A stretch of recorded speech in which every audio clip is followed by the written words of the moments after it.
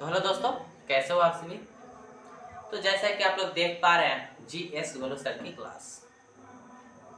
तो आज मैं इस क्लास में आप लोगों के लिए बोर्ड एग्जाम 10th क्लास के लिए बहुत ही VVI क्वेश्चन मैं आप लोगों के सामने लेकर आ चुका हूं, जो कि प्रत्येक वर्ष ये क्वेश्चन 2 मार्क्स में पूछ दिए जाते हैं। ठीक है, तो आज हम लोग इस प्रश्न को बहुत बेहतरीन तरीके से और कंसेप्ट के माध्यम से समझेंगे। ठीक है, तो आइए, ये क्वेश्चन में आप लोग को दो प्रकार देखने को मिलता है, दो प्रकार। ठीक है, आइए देख लेते हैं कौन कौन प्रकार होता है।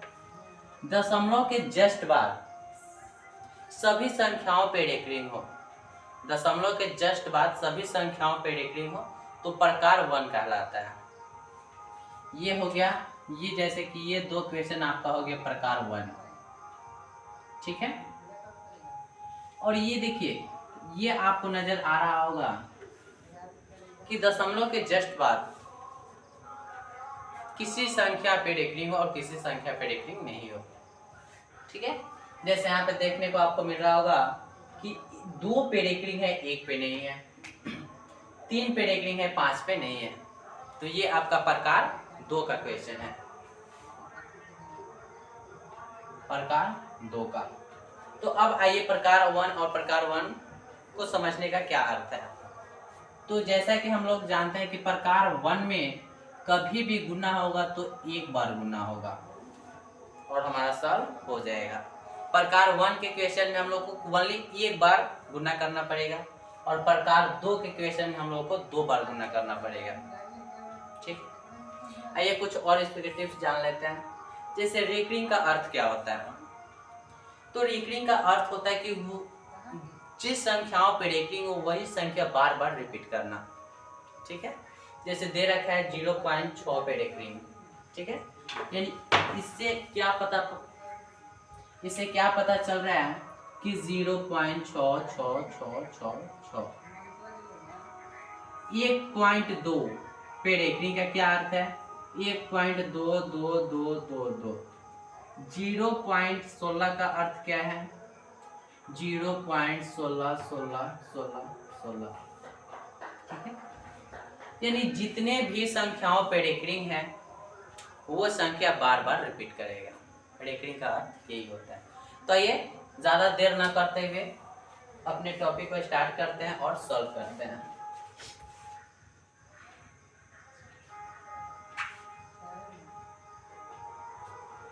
ये एक नंबर में पूछ दिया जाता है, सॉरी 1 मार्क्स में पूछ दिया था, 2 मार्क्स में पूछ दिया। तो 1 नंबर आप लोग का ऑब्जेक्टिव होता है और 2 मार्क्स में आप लोग को सॉल्व करके बनाना होता है। तो आइए हम लोग आज 2 मार्क्स के कर लेते हैं।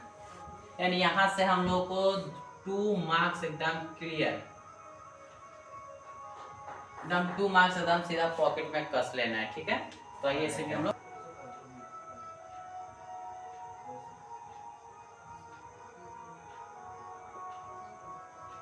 ठीक है।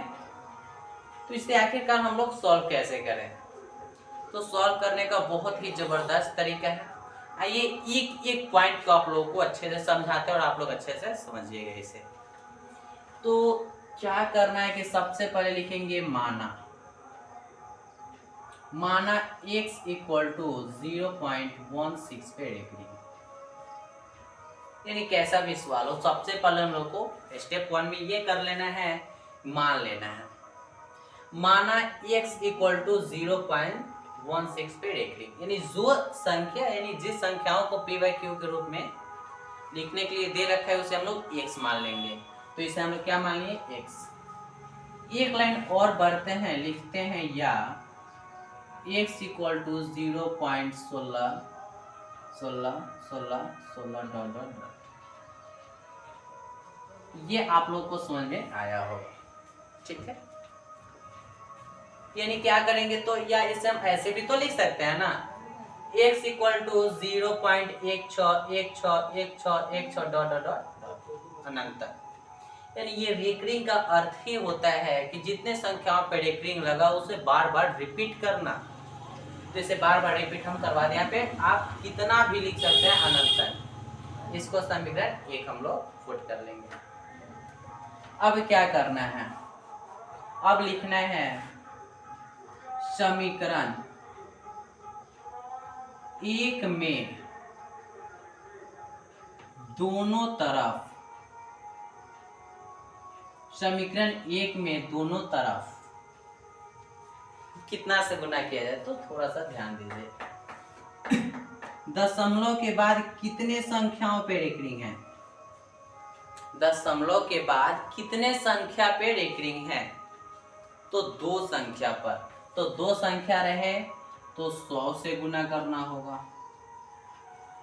दशमलव के बाद कितने संख्याओं पे रेकरिंग है, तो 2, तो 100 से। 1 पे रेकरिंग रहे तो 10 से, 3 पे रेकरिंग रहे तो 1000 से। ठीक है, तो यहाँ पे हम लोग को दे रखा है 2 संख्याओं पे रेकरिंग, तो हम लोग 100 से मल्टीप्लाई कर देंगे। तो लिखेंगे समीकरण 1 में दोनों तरफ 100 से गुना करने पर। ठीक है, समीकरण 1 के दोनों तरफ हम 100 से गुना कर देंगे, यानी x 0.161616 यानी इधर भी 100 से मल्टीप्लाई कर देना है और इधर भी 100 से मल्टीप्लाई कर देना है। ठीक है, यानी समीकरण 1 के दोनों बगल में 100 से मल्टीप्लाई कर देना है। तो अब आइए देख लेते हैं कितना आ जाएगा। 100 में 1 से मल्टीप्लाई करेंगे तो 100x। जब इसमें जब भी अगर मल्टीप्लाई का बात हो, यानी कि 0 जैसे 100 में गुणा करें तो जितना संख्या 0 है उतनी संख्या आगे यानी दाएं की ओर बढ़ता है, दाएं तरफ। ठीक है, दशमलव दाएं तरफ बढ़ता है। तो कैसे लिखेंगे, कितना 0 है, डबल 0 है, तो ये 2 अंक आगे घसक जाएगा। ठीक है, 1 2 यानी आपका आ जाएगा 16.161616 डॉट डॉट डॉट। ठीक है, 100 में 1 से गुना किया तो 100x इक्वल टू 100 में इससे गुना करेंगे तो 2 पॉइंट आगे बढ़ जाएगा। क्यों, क्योंकि डबल 0 है। 3 रहेगा तो 3 अंक, 1 रहे तो 1 अंक। अब क्या कर लेंगे, इसे भी हम लोग समीकरण 2 मान लेंगे, समीकरण 2 मान लेंगे। अब हम लोग का आंसर आ जाएगा। तो अब हम लोग को क्या कर लेना है, तो लिखेंगे समीकरण 2 - 1। ठीक है, क्या लिखेंगे, समीकरण 2 - 1 यानी समीकरण 2 में से समीकरण 1 को क्या कर देना है, तो घटा देना है। तो हम लोग का आंसर आ जाएगा। तो समीकरण 2 कितना दे रखा है, 100x इक्वल टू 16.161616 और समीकरण 1 कितना दे रखा है, तो x इक्वल टू 0.161616। ठीक है, यहाँ पे आप कितना भी 16 लिख सकते हैं, कोई दिक्कत नहीं है, अनंत तक लिख सकते हैं। क्या करने के लिए बोला है, तो घटाने के लिए बोला है, तो ये घटा लेते हैं 0 0 0 0 0 0। ठीक है, ये सभी संख्या कितना गया, 0, और ये 16 में से 0 जाएगा 16 इक्वल टू 100x में से 1x जाएगा, नहीं मालूम, 99x होगा। कितना होगा, 99x। कितना, 99x। अब क्या कर देंगे, तो x इक्वल टू 16, बट इधर मल्टीप्लाई में इधर जाएगा तो डिवाइड हो जाएगा। इसको आप यहाँ पे भी छोड़ सकते हैं। ये आपका फाइनल आंसर निकल कर आ चुका है, x इक्वल टू 16/99। ये आपको 2 मार्क्स में पूछा जाता है क्वेश्चन। ठीक है, इसी संख्या को हम पिछले वीडियो में इसे हम लोग ट्रिक के माध्यम से बताए थे, यानी बहुत, यानी 4G ट्रिक बोला जाए तो, यानी बहुत ही जल्द ही, बहुत जल्द हम इस संख्याओं का हम P/Q के रूप में बता सकते हैं। अगर ना देखे होंगे पिछले वीडियो तो जा करके देख सकते हैं, बहुत अच्छे से और कंसेप्ट से समझ में आ जाएगा। तो ठीक है, फिर बढ़ते हैं। और ये, हाँ, ये क्वेश्चन आपको अपना से लगाना होगा। 1.8 पे रेकरिंग है, ये क्वेश्चन आपको अपना से लगाना होगा। ठीक है, ये प्रकार 2 में से हम एक क्वेश्चन बता दे रहे हैं। अब हम लोग बढ़ जाते हैं क्वेश्चन नंबर 2 पे, यानी क्वेश्चन नंबर 2 क्या कह रहा है। तो सेम क्वेश्चन नंबर 1 के जैसा प्रोसेस होगा क्वेश्चन नंबर 2 में। जो जो प्रोसेस इसमें किए सेम वही प्रोसेस नेक्स्ट क्वेश्चन यानी 2 नंबर क्वेश्चन में हम लोग करेंगे और हम लोग का फाइनल आंसर आ जाएगा। तो सबसे पहले लिख लेते हैं सॉल्यूशन 2 यानी 1.8 पे डिग्री। आखिरकार इसे हम लोग सॉल्व कैसे करें, तो इसे भी सॉल्व करने की बहुत बेहतरीन तरीका है। सबसे पहले हम आप लोगों को बतला चुके हैं कि कितना भी संख्या हो उसे हम लोग x मान लेंगे, ठीक है। यानी जितने संख्याओं को बोल रहा है कि p/q के रूप में लिखे उसे हम लोग x मान लेंगे।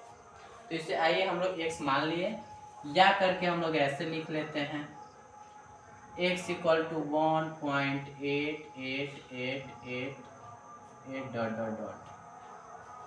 ठीक है।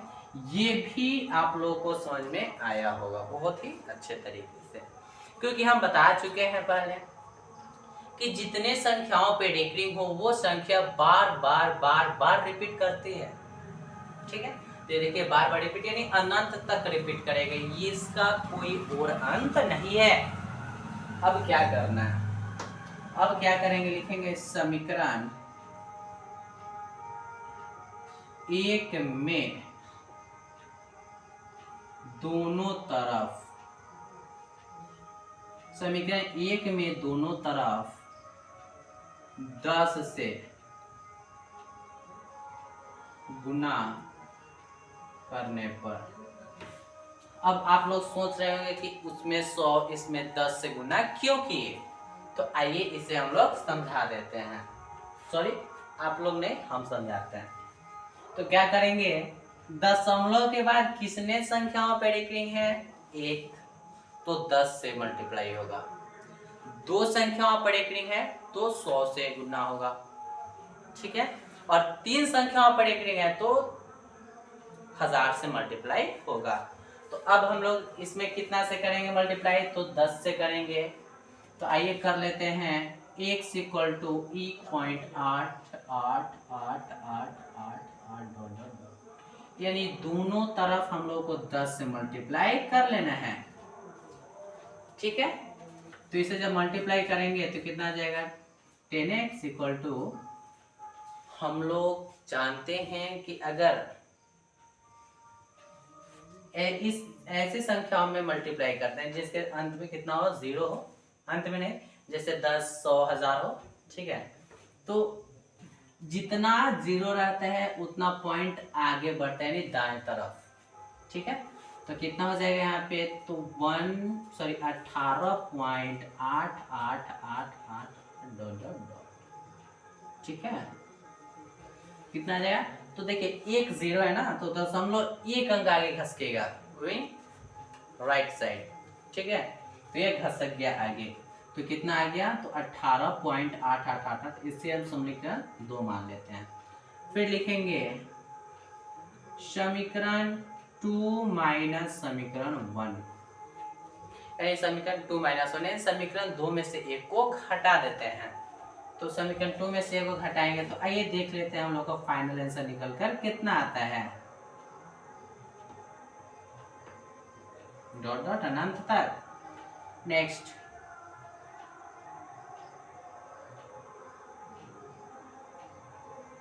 नेक्स्ट क्या है कि समीकरण 2 माइनस 1, तो 1 कितना है, x = 1.888888